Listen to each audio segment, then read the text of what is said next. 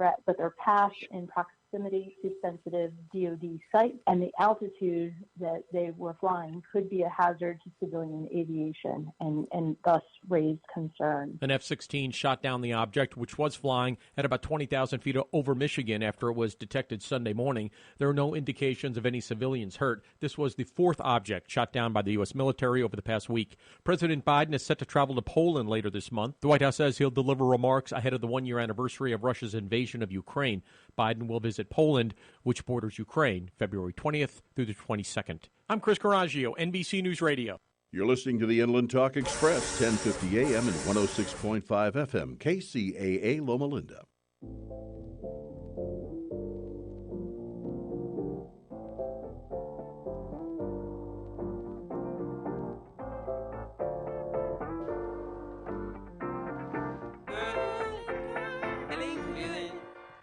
Hey, feeling good, like I should. When in dark, I walk around the neighborhood. Feeling blessed, never stressed. Got that sunshine on my Sunday best. Welcome back, everybody. Happy Sunday. You're listening to Whatever Works on KCAA 106.5 and 1050 AM. I'm your host, Sam Works. I'm Kyle Kerrigan. And tonight we have a lot of guests on tonight. Yeah. And it's going to be a very interesting story. I told you guys this last week who we're going to have on. I'm actually trying to pull up the article right now if I can find it. Real quick, I'll just go over our sponsor, snjradio.com. No negative news, no politics, just feel good music. There we go, guys. Okay, so before we get started, I want to say happy Sunday to everybody. I hope everyone's being safe and enjoying the Super Bowl that's going on right now. I'm going for the Chiefs. I know Chiefs. I know we talked about it last week. If you guys are watching us live and there's a black screen, it's because we're watching the Super Bowl. It's in the background, so we gotta be up to date with everything. But so today we got three guests. One of them drove all the way from Arizona, right? Steven, yes? Yes. And then the other two, they're actually here locally. Cassie and Brad, a.k.a. Nails. That's a whole nother story. Yeah. So we have a whole hour with you guys, and I want to thank you guys for coming out. We have a really remarkable story within itself, and we kind of want to dive into it and, the aftermath and everything that goes along with it. So without further ado, I want to introduce everyone here. We have Brad, right? Yep. Brad is the husband of Cassie. Hello. And then Steve, right? Correct. And Steve, why are you here? Why did you come down? I am a retired police officer that happened to be involved with Cassie during this event. Okay. And Cassie, you are the main star tonight. I hope you're not too nervous to tell your story. I'm doing all right. But for everyone who doesn't know the story, we're gonna have I want to have two different storylines. The story of Cassie's, and then the story of Steve's about when he arrived on scene. But if anyone doesn't know what happened, we'll have Cassie just give a quick recap of what happened back then. All right, so it was July of 1987. I was 6 years old, and my mom made some unwise choices one night. She went through the house, and she shot my father, she shot me, my twin brothers, and then killed herself. I was then in the house for almost 2 days before Steve arrived on scene because the neighbor and my uncle called 911 from seeing what happened. Okay, and this happened in Monte Vista, right? Montclair. And then you got transferred to Loma Linda? Correct. And when did this happen? 1987. 1987. Okay. And Steve, what was your what were you doing? Were you patrolling around that time, or what happened? I was a 4-year patrolman at the time, and I was dispatched to her house to investigate just a welfare check. The initial call came out that they hadn't heard from her dad. They were expected at a barbecue, and they didn't arrive, or they didn't show up. The family didn't show up, and there was concern. And so I was sent down to the house at 3:30 in the afternoon on a Sunday, just to knock on the door and make sure they were okay. And you were the first police officer on the scene, correct? Yes, I was. And no one answered the front door? No. And I was directed to the back of the house by her uncle, who said there was a window open in back. Would you like me to go on? Yes, tell us, Yeah. please. So I went to the back of the house, and there was an open window to the master bedroom, and I looked in through the window and could see her father. Her father had his back to me. He was laying on the bed. His back was to me. All he had on was some underwear, and I noticed that he had been shot in the head. So I climbed in through the window, and lo and behold, I landed on top of Cassie, who was laying on the ground directly below the window. I actually still remember that. Really? So Well- you were conscious during this? Yes, she was awake, and when I landed on her, she was startled. I said, "Are you okay?" And she said, "Make them stop shooting. Make them stop shooting." And so that immediately raised my red flag that this had just happened. Mm-hmm. But I would later learn that she had been in the house alive alone since early Saturday morning around 1 o'clock, and I didn't get there till Sunday afternoon at 3:30. And did you call him back up after you saw the bedroom and her dad and everything? Or? What I did is, because she said they had to tell him to stop shooting, I thought the threat was right then and there. Mm-hmm. I searched the house, and I found her mom, and I found her two brothers. And then I came back to Cassie and stayed with her until others arrived and medical attention arrived. In the article, Cassie, it says that it was like a bad dream to you. Yes. I disassociated during the event, and it's probably what helped me stay alive was not realizing this was reality. Mm-hmm. It was a nightmare that was just going on at the time. So. Do you have any do you remember the pain or any of it? I remember a lot of gory, sordid details. Yeah. Yeah, my mom actually killed herself in front of me, and I got that memory back a few years ago.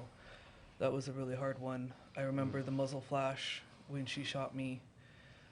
I remember being told by instinct, or whatever you want to call it, to lay down on the floor to stop the bleeding and put a towel on the entrance wound because it was a through and through. And grab a towel, stop making a mess, clean up the mess, and just lay there and rest. Wow. By the time I remembered to call 911, I was too weak to get to the phone. And you were 6 years old when that happened. Correct. Wow, that's crazy. And so it took a day or two before anyone came to check on the house? No one noticed us that we were missing until Sunday afternoon. Saturday's newspaper hadn't been picked up. A household with 3 kids in the 80s, the kids were always outside screaming and running around. Right. No one had seen us, so they were getting concerned. Okay. And so, who took care of you after? My maternal grandparents gained custody of me as soon as I got to the hospital. And after a 6-year custody battle, they ended up winning. Oh, okay. Cool. And how long did it take for your wound to heal? The actual physical wound? Yes, the physical Because the mental wound's still healing. Yeah. The physical wound, I was in the hospital for about a week, and then I had aftercare for about another 2 weeks, I believe. Mm-hmm. And then it was so about that time was when I didn't have to keep bandages on it, and right. Actually the original scar looked like a grasshopper and earned me a nickname for a while, but Okay. Well, that's cool. And then the relationship between you and Steve, obviously it's long lasting. Steve, were you always there checking up on her, seeing she's okay, or? Well, initially, we weren't allowed to see her. And so it was one of those scenes that you can never unsee. Yeah. And so it had, a very powerful effect on me. And Cassie was always in my thoughts and in my prayers. And it wasn't until, 18 years later where she came into the station wanting to know what had happened. And so when she came in, they told me she was here, and I walked into the office and immediately recognized her eyes.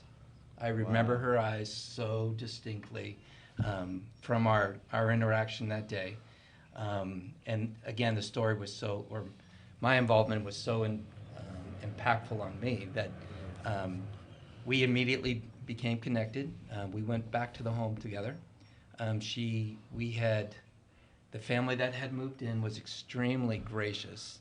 And when I explained she wanted to come back in, they said absolutely. And they invited us back in, and Cassie and I walked through the scene together.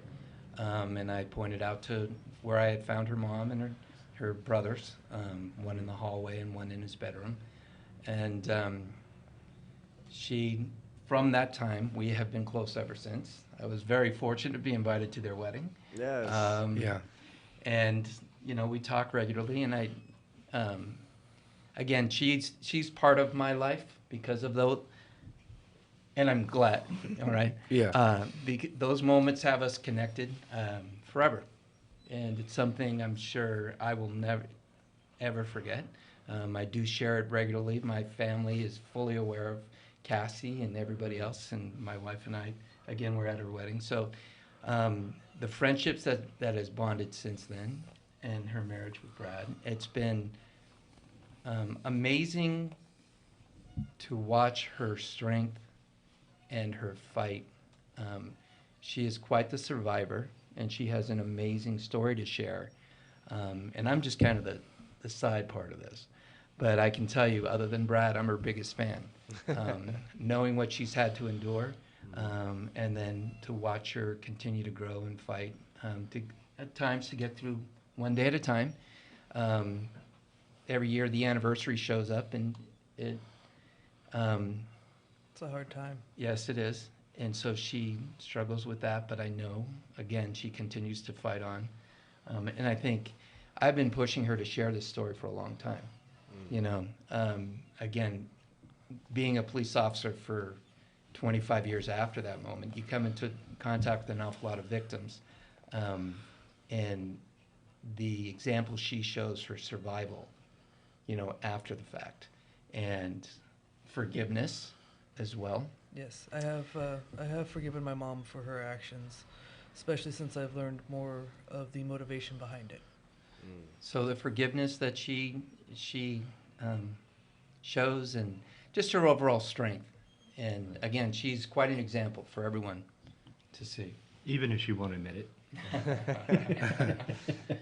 So, speaking of forgiveness, how long did that take for you to forgive your mother? Honestly, it took probably 20 years for me to be able to forgive her. If not, give or take a few years, as it were. But it was really difficult because I was so angry. Right. I spent most of my life just in anger. Anyone, everything, angry. And eventually I started learning more about what was going on that, kids don't see from their parents. The behind the scenes. And I realized that she made the wrong choice. Right. But it was the only choice she thought she could make. So what was the last thought you told yourself that convinced you to forgive your mother? That's a solid question. I'm not really sure. It's more of, if I was in her shoes, what would I do? And there's times in my life I would have done exactly like her.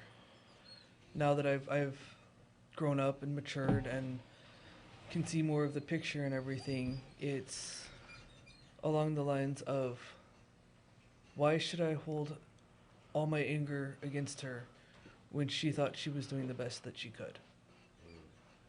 And you said you kind of figured out what her motives were for doing that? Yes. Can you explain? My dad was not a good person. Okay. He had a very bad temper. He did a lot of things that would get him in trouble with the law these days. Even then, if he'd gotten caught. But he was also very manipulative. And in general, just not a good guy. It was not a good match for them. I think we described it as when bad meets evil. Yeah, it basically when bad meets evil. My mom being bad, my dad being evil. My mom was a bit of a rebel. I know she did drugs in the 60s, in the 70s. I don't know how far into the 80s that continued. All I know is her talk screen came back normal, so there wasn't anything clouding her mind except her mind at the time. Both of them were former military, and my dad had... Military was actually probably the best thing for my dad, but it also messed him up. This is the Vietnam era. And my mom was one of the first women in Air Force when they combined the Women's and Men's Air Force together. Oh, wow. And she received a lot of sexist comments and had a lot of other problems with her superior officers, and was discharged honorably but medically for pregnancy, which was not me. That was your twin brothers, right? No. No. That was a sibling that would have been older than me. Okay. That did not come to fruition. Got it. I know my mom had problems with anorexia, severe problems with it. I know from what I've heard of her stories, she was bipolar, but untreated because it's the 80s. You know, still taboo, can't talk about, mental health issues. And she never got help for a lot of her problems. My dad never saw that he had a problem, so why would he reach out for help? Because he's the man. Sorry to put it that way, but yeah. Yeah, she was under threat from my dad, saying that he had mafia connections and that if she ever left him, he would call in those connections and she would disappear, and so would us kids. Got you. He had a girlfriend on the side, at least one. It was the wrong choice for the situation, but it was what she saw. Okay. I actually have her suicide note memorized. Wow. It says, "Please tell Kathy," which is just her younger sister, "that I'm sorry, but Kathy was crossed out and my name was written in. If I didn't do this, they would have taken everything." Wow. So, she wasn't really in the right set. I do know that before she did this at home, she had tried to go to her work and just kill herself there. But the security guard, when, one of the employees show up in a nightgown and a robe and something pulling on a pocket, kind of say, just go home. Mm-hmm. I know that security guard is, if he's still alive, I haven't been able to contact him.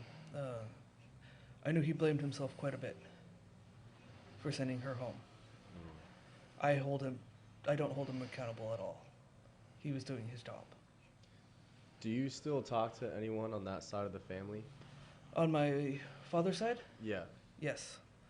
Actually, my dad was the oldest of 8. Oh, wow. 8 boys.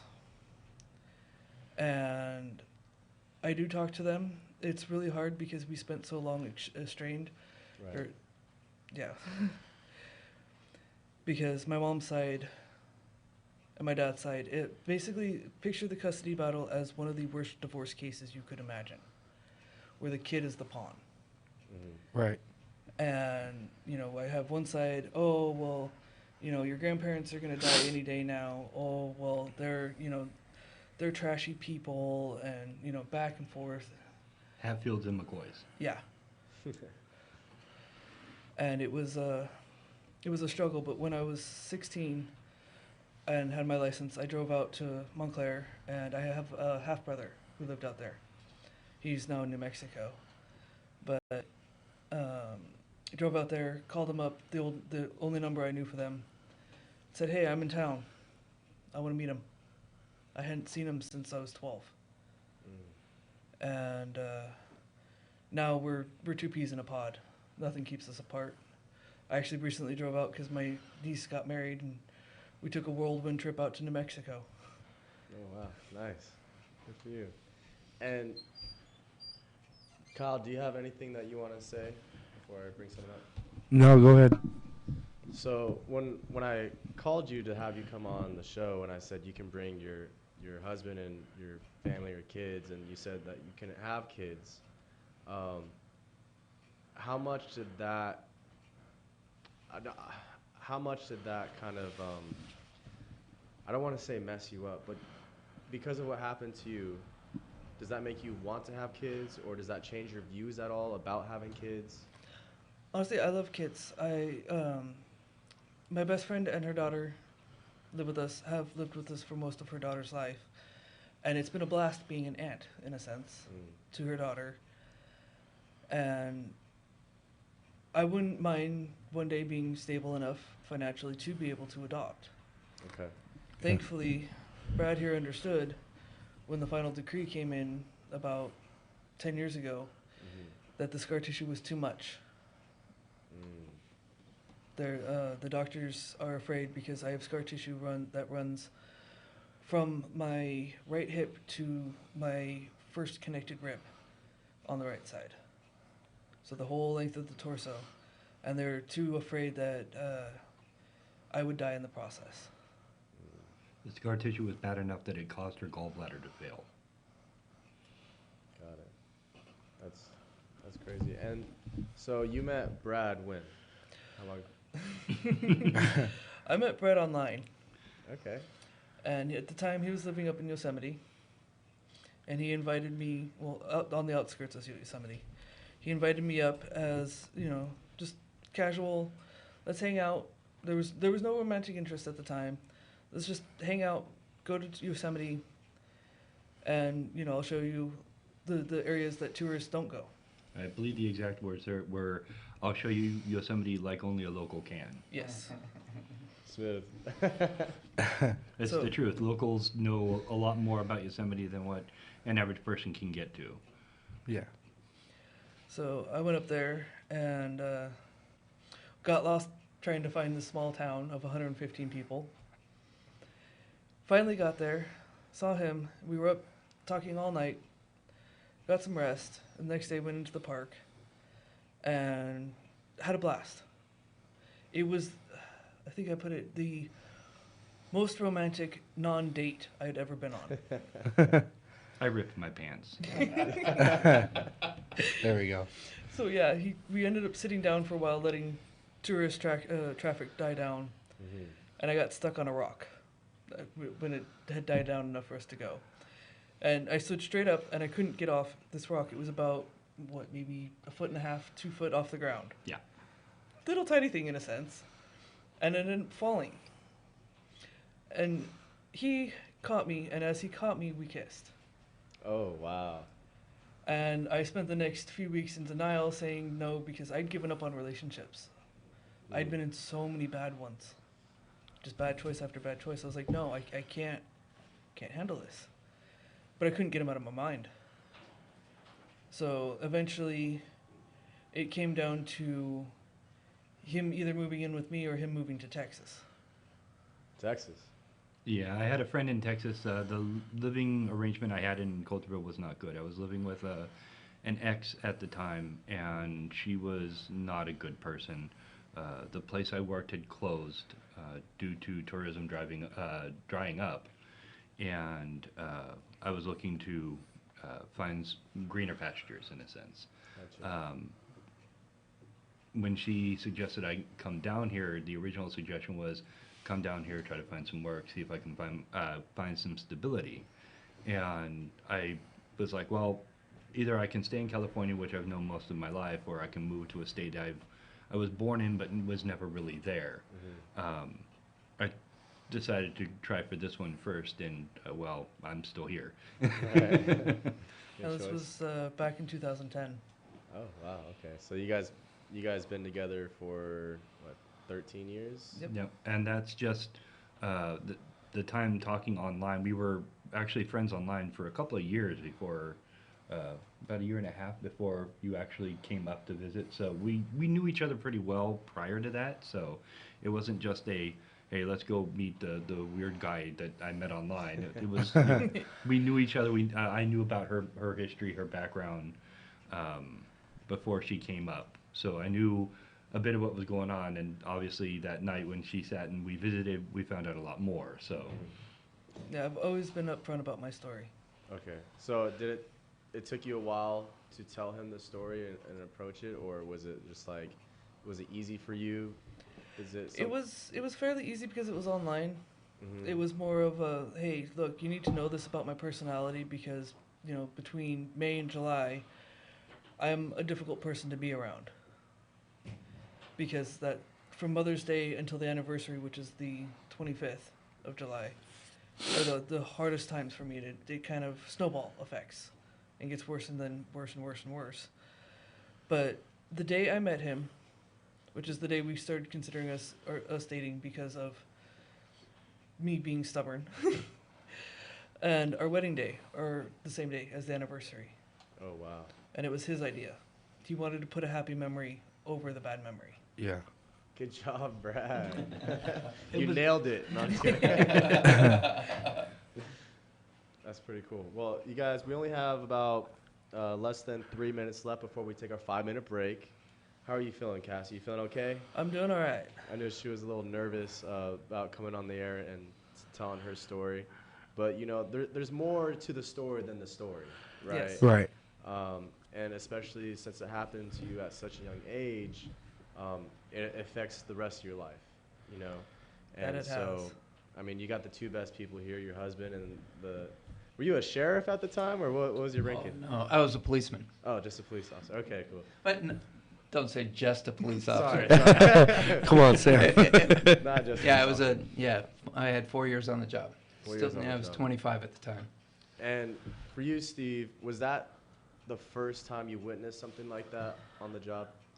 It wasn't the first. No, it wasn't the first death at all. But it was the first multiple casualty, and it was for me, it was it was seeing her and her brothers in the state that they were in. The trauma inflicted on the kids is what stuck with me, and then the emotional part of all those lost dreams for those little kids, and my hopes that Cassie was going to be okay. So it wasn't the first traumatic event, but it was the most at the time, and it was the first multi-casualty one. Okay.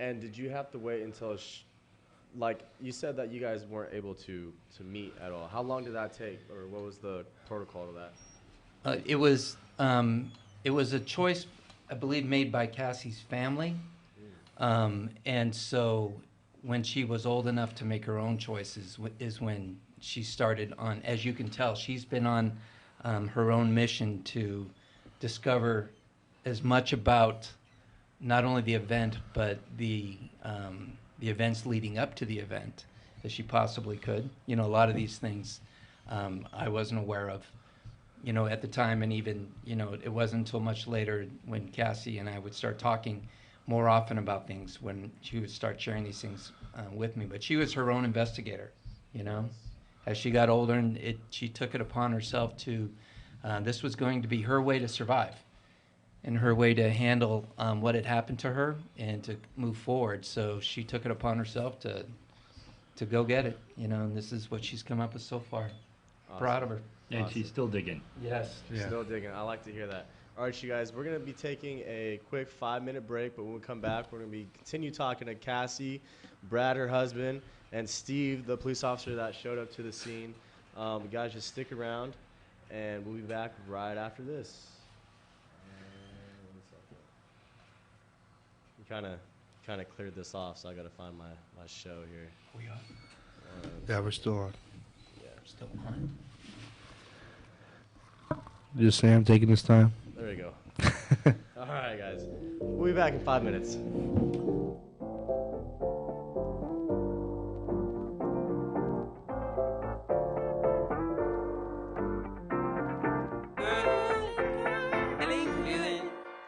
Hey, feeling good, like I should.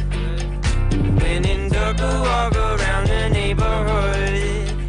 Feeling blessed, never stressed. Got that sunshine on my Sunday best. KCAA Radio, Loma Linda, where no listener is ever left behind.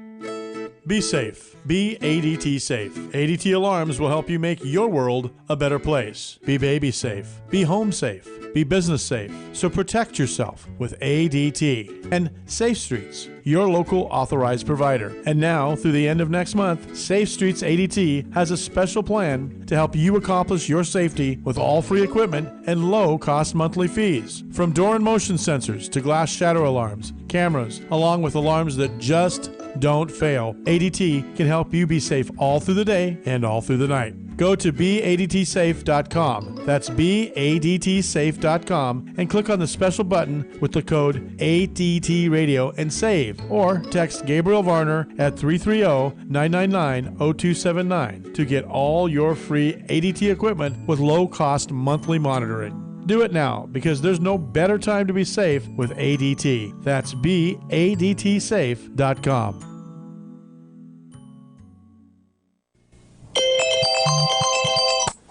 Don't hit the snooze. Wake up in your dream home today. Contact Sam Works, a real estate agent at Century 21 Lois Lauer, giving you fast results and the best service. People are calling 909-800-6006. 909-800-6006. Sam works for you to make your dreams come true. DRE number 02162595.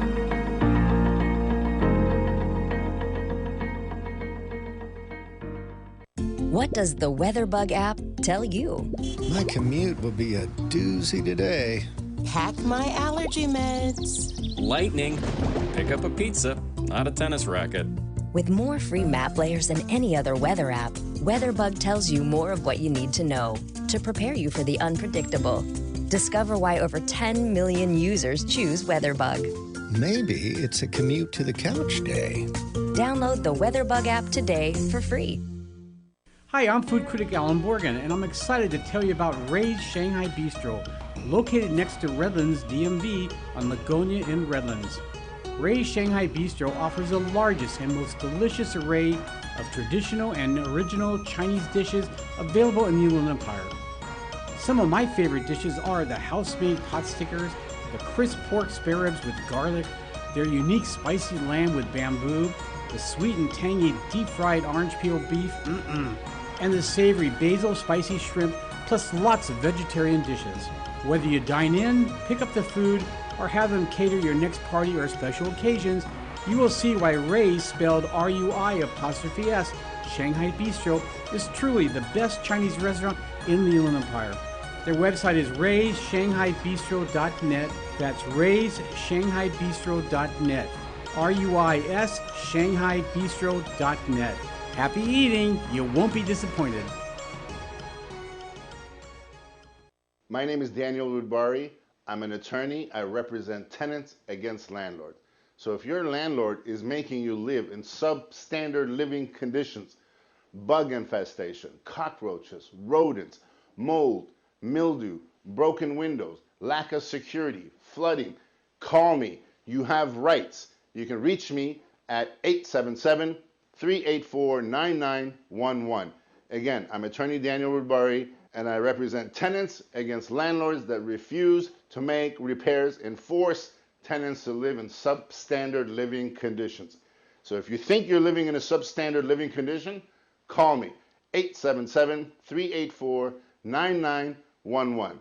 The call is free. It's a toll-free number, 877-384-9911.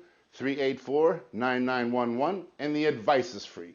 When you're alone and life is making you lonely, you can always go downtown. Nestled in the heart of downtown San Bernardino is Living History and the place you want to be. On the internet, it's 320downtown.com. That's 320downtown.com. The Enterprise Building, with its rich interiors, it's a place so special you just have to see it. It's at 320 Northeast Street in downtown San Bernardino.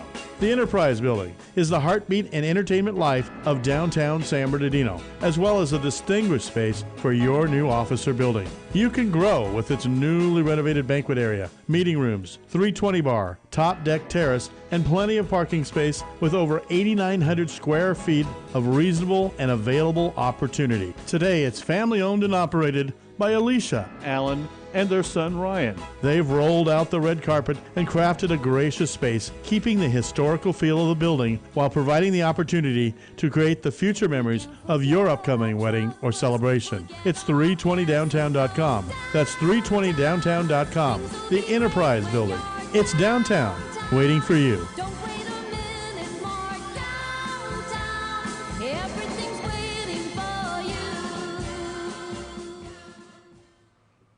This is KCAA.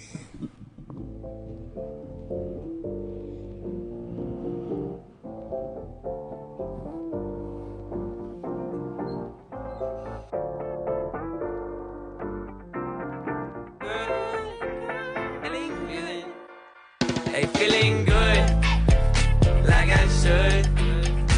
When in dark, walk around the neighborhood. Feeling blessed, never stressed. Got that sunshine on my Sunday best. Welcome back, everybody. Happy Sunday. I hope you guys enjoyed our show so far and the Super Bowl. Chiefs won, by the way. Got to give everyone a little shout out to that. We got a couple people here in the studio. If you guys are just tuning in, you guys are listening to Whatever Works on KCAA 1050 AM and Express 106.5 FM. I'm your host, Sam Works. I'm Kyle Kerrigan. And we got three fantastic people over here. We have a guy all the way from Arizona. A round of applause to Steve. Steve, what's your last name, by the way? Lux. Steve Lux. Okay. And then we have Cassidy. Hello. And then we have Brad. And Brad's been nailing it all night, guys. So That's gonna haunt me. Yeah, it is. So the reason why they're here is because it's more than just therapy. She's going through a healing process. She has a story that sounds almost unbelievable, and we got the two best people by her side with her to kind of like cope with her, talk about it, get different points of views. And I have the article up. And if you guys don't mind reading it, and then just tell me how accurate it is. It should be 100% accurate. But I'm going to read. No? No, especially if it's the New York Times. Los Angeles Times. Oh, that's what I meant. Sorry. Oh, so it's not even accurate. It's semi-accurate, Okay. but there's some Is there creative writing. Yeah, there's a lot of things that are probably dramatized for the article. Yes. So that and reporting in the 80s wasn't exactly spot on anyway. So. Okay, so I shouldn't even read it then, is what you're saying. No, let's skip. No. Well, it's broad strokes. That's the best way to look at it. It's a good if you want to get a broad stroke of the story, that's one you can use. But okay, so we actually have the real deal, so she can tell the actual story, right?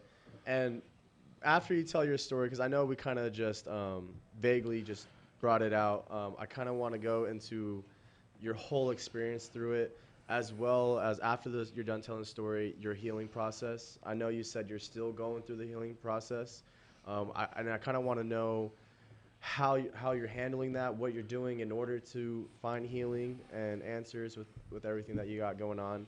But for the people who are just tuning in, tell them the story of why you're here.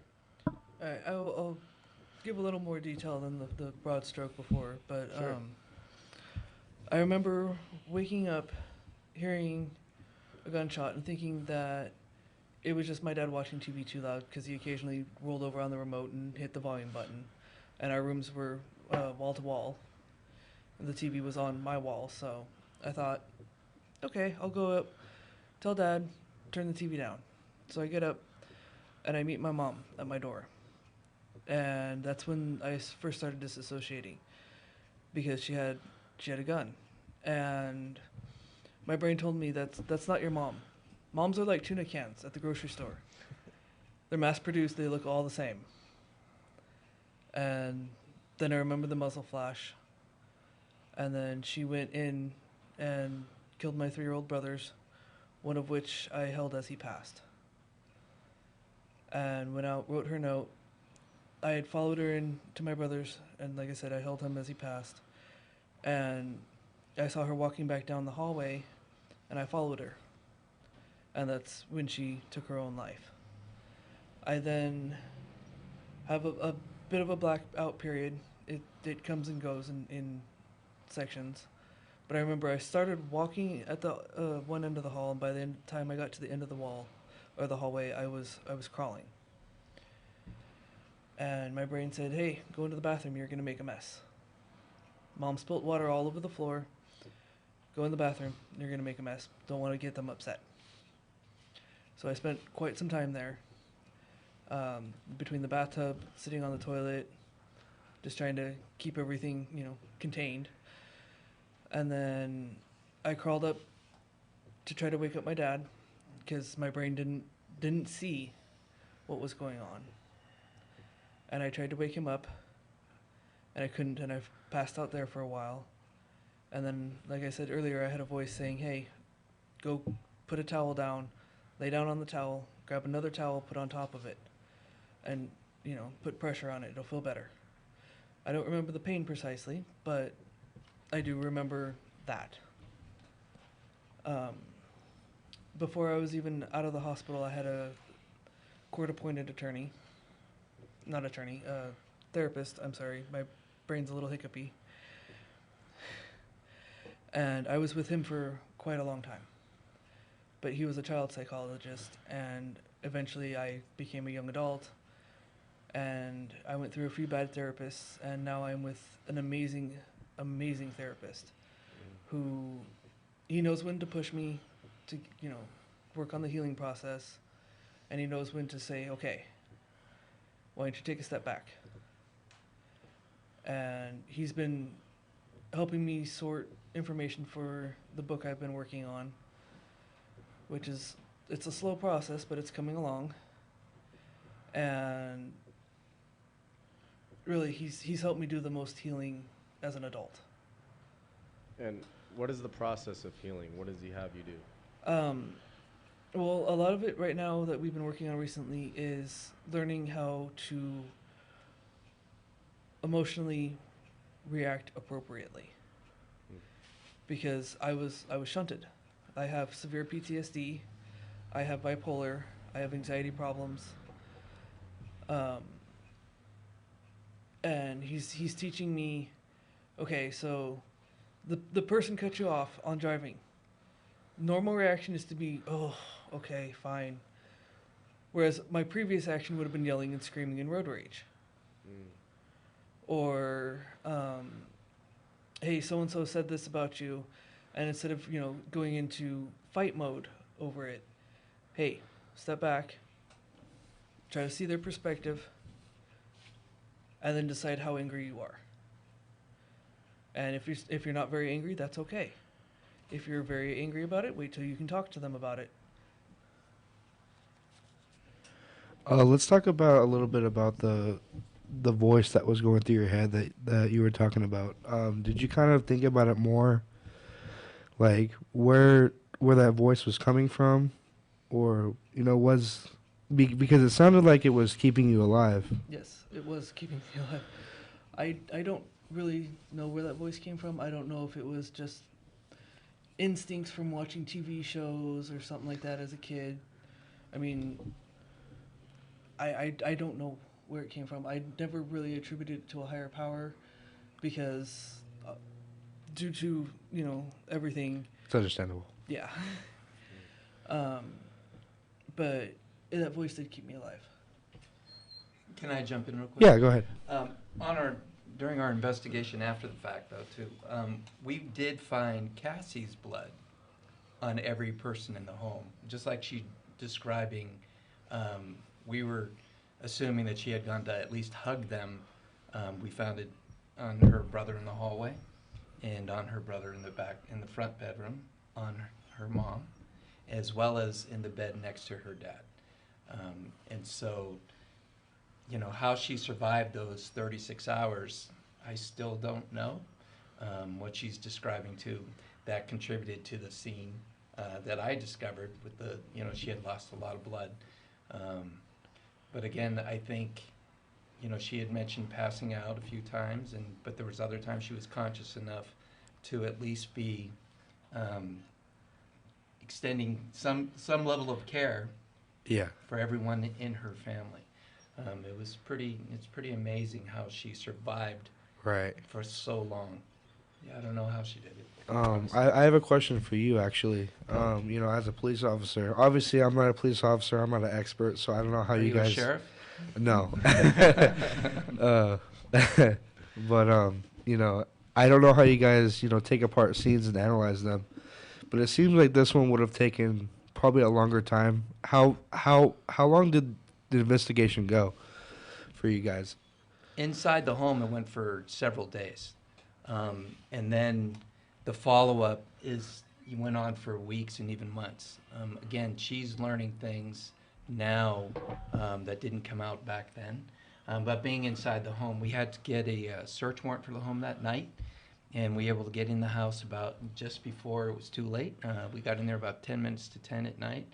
We were there for the next probably 4 straight days processing the scene because we weren't sure how it all played out. Cassie had been taken to the hospital, and the only thing I could tell you is she told me, make him stop shooting, tell him to stop shooting. So that's where it did take a long time, but it was a complex, and tragic. I know you may not believe in a higher power, but I'm pretty religious. I'm a man of faith, and I always say that your conscience is the authentic voice of God. That makes sense. And for me to hear that, I mean, that's just another route to what I believe in.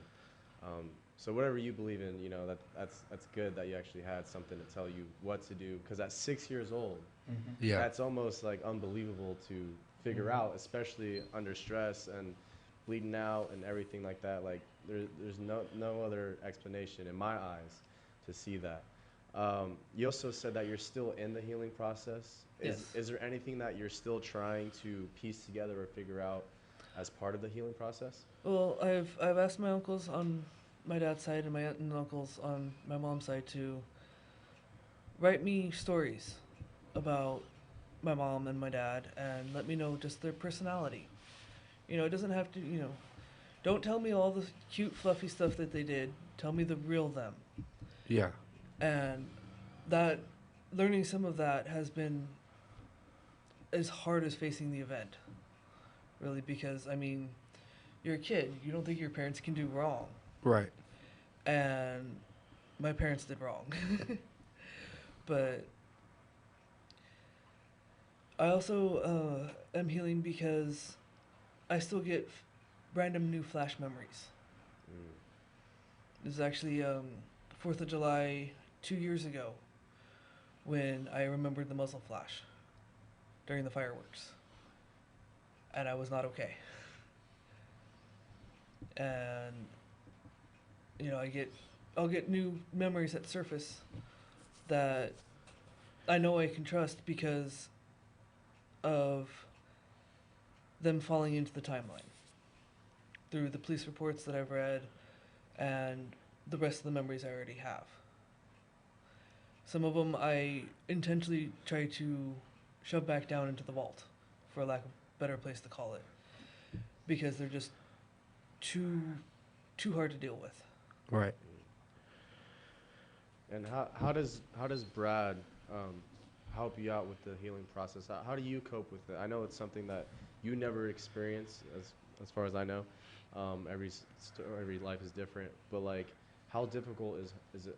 How difficult is it for you two to really go through this together? Honestly, it's not that difficult at all. A lot of it is down to the fact that we communicate really efficiently. That's one thing we've always had in our relationship is we talk about everything. Big thing of not going to bed angry is a big factor around our house. Yeah. And we talk through everything. So a lot of times when she's facing a new memory, what have you, it's something that, it's not necessarily new for me because it happens, but it is something that I have to, I have to wait for her to adjust to the new memory and how it affects her, how bad it is. And then, of course, with her trying to, get this down in writing, I have to help her try to figure out where it belongs in her tale, and how much it's going to affect her. Is it going to be overstressing for her? Or there are some nights, like when I come to bed and she'll be having a nightmare. There was one time I came to bed and I start to sit down. She rolls over, opens up her eyes, and just very gently says, "Don't worry, Mommy's dead," and then proceeds to roll back over and go back to sleep. And I'm like, okay, I don't need to go to sleep tonight. But for the most part, and I told her about it the next day. She didn't remember it. She didn't remember a thing. But normally, it's just a matter of knowing where I can try to help her and where I have to let her walk her own path. Okay. Look, guys, we only got about 5 more minutes. I want to make sure that everyone gets a turn of saying what they wanted to say here on the show. Cassie, I'll let you go first. I mean, you are the star of the show. Is there anything that you want to say to the public before we take off? The best advice I can give is don't give in to the anger. Don't give in to it. It has a ripple effect, whether you see it or not. Okay, I like that. And for you, Brad? I have not a whole lot of thoughts at the moment. You know what? I'm gonna steal your shine. I'm gonna say communication. Yes. I think communication is very important, and I think it's key in relationships. And when you brought it up, I was like, you nailed it again. It's a key in everything. If everyone communicated better, attempted to look at any perspective that they can and try to figure out where it's best fit, I think we'd end up with a lot less angry people in this world. Okay. And then for you, Steve. For those of you who have had to endure, this type of, or be the victim of anything, please know you're not alone. And I just want to say something to all the police officers out there, sheriffs as well, firemen and everybody else who are responding to all of these mass casualty incidents. Talk to each other, seek help. It's a long career. And there's plenty of us out here that'll be there to listen to you, so you're not alone either. So if we can all, like you're saying, hanging this together, we'll be all right. There you go. And okay, so we got 2 minutes. I have a quick question. You're now a teacher, right? Yes. What made you transition from a police officer to a teacher? Well, I teach criminal justice, and what really got me involved is that I also work in the prison system. And watching how education transformed lives inside the prison, I go, this is where I need to be. It's a very positive. It's now a very positive environment rather than the traumatic environment that I used to be in with Cassie. Now it's a lot of positiveness. Awesome. So I really enjoy it. And you said you bring Cassie in to talk about her story during your class? Yeah, what we've done is we've done it on Zoom, and I wanted them to see Cassie as a real person. Again, right. I can share some of these stories, but having her tell her story was very impactful for all of them. Right. And now that we're back in person, I'll get her inside the classroom in person. Awesome, I like that. You're gonna have to drive all the way. Where is Chafee, by the way? That's the school you go to. Yeah. Is that in Arizona or? No, it's here. Oh, okay. Yeah, I was just in Arizona. Oh, okay, cool, awesome. All right, you guys. Well, thank you, Cassie and Brad and Steve for coming out here. I really appreciate it. Kyle, hey, everyone loves Kyle. You guys listen to Whatever Works on KCAA. Stay safe, have fun, happy Sunday, and we'll be here next week for you. Don't drink and drive, please. Yes.